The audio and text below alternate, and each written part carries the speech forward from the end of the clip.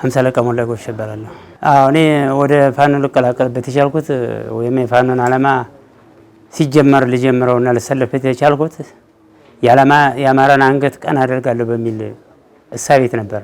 በመጀመሪያ በጋለ ስሜት ገብቼ ሳበቃ አሁን ግን ውስጥ ገብቼ ስመለከተው ትግሉም ከተለያዩ ኃይሎች ጋራ የተገናኘ የተጠለፈ ከግብጽም ከህወሓትም ከኤርትራም ጋራ የተገናኘ ስለሆነ ውስጡን ሳየው በመጀመሪያ የተነሳሁት አማራ ነኝ ብዬ አማራ ነጻ ላወጣ ነበር። አሁን ግን ስመለከተው ከመሪዎቼ ጀምሮ ያለውን ሁኔታ ስከታተለው የግል ሀብት መሰብሰብና የግል ሁኔታ ማመቻቸት እንጂ ለአማራ ዓላማ እንዳልቆሙና ለአማራ ድህነት እንዳልቆሙ ስረዳውና ሲገባኝ ከነበረኝ ፋኖ አቋምና ወይም እንቅስቃሴ ተመልሼ ወደ መንግስት እጅል ሰጥቼያለሁ በሰላም ወጣ። አሁንም ቢሆን እኔ የማስተላልፈው ምንድነው ላልገባቸው ወገኖች ላልገባቸው ወንድሞች የሞቱት ሳመልጠውኛል ሞተዋል አብቅተዋል። አሁን ላሉት በህይወት ላሉት ጓደኞች የማስተላልፈው ምንድነው ትግሉ ትግል እንዳይመስላችሁ። ትግሉ ተበላሽቷል። ትግሉ ለሌላ ውሏል። ትግሉ ሸር አለበት ውስጡ ያልተረዳችሁት ነገር አለ። ስለዚህ በህይወት እያላችሁ በሰላሙ ብትጠቀሙና ለሰላም እጃችሁን እንድትሰጡ በሚል ጥሬን አስተላልፋለሁ። ትግሉ ያልተስተካከለ ትግል ነው፣ የተቀየረ ትግል ነው።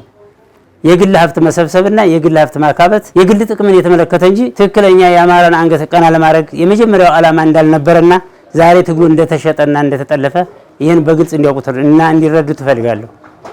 ስለዚህ እኔም ራሴ ይህንን በመረዳቴ የሰላሙን ጥሪ በመቀበል ለመንግስት እጄን ሰጥቻለሁ። መንግስትም በሰላም ተቀብሎ የሚፈልገው ነገር እንክብካቤ አድርጎልኝ እየተንከባከበኝ በሰላም አለው። ላስታሳመነው ክፍለ ጦር ነው የነበረው።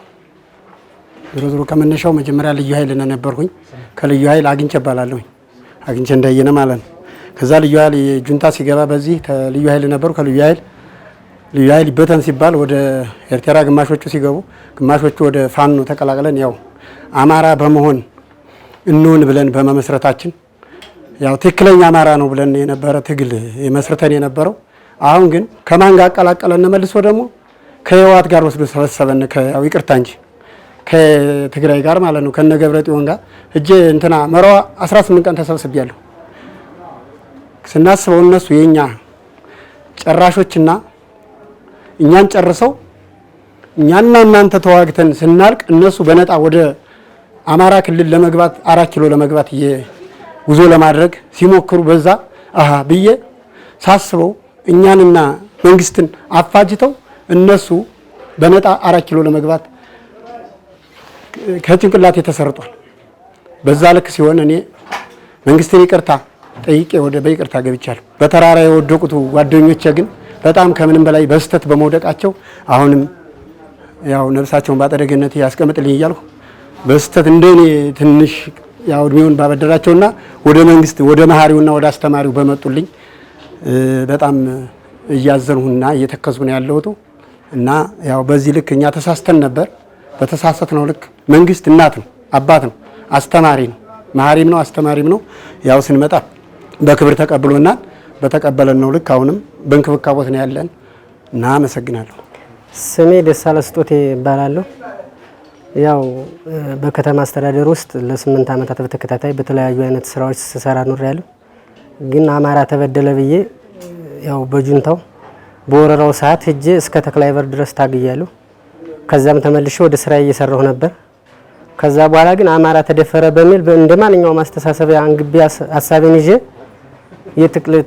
የትጥቅ ትግልን ተቀላቅዬ ስታገል ኖሬያለሁ ለ3 ዓመታት ማለት ነው።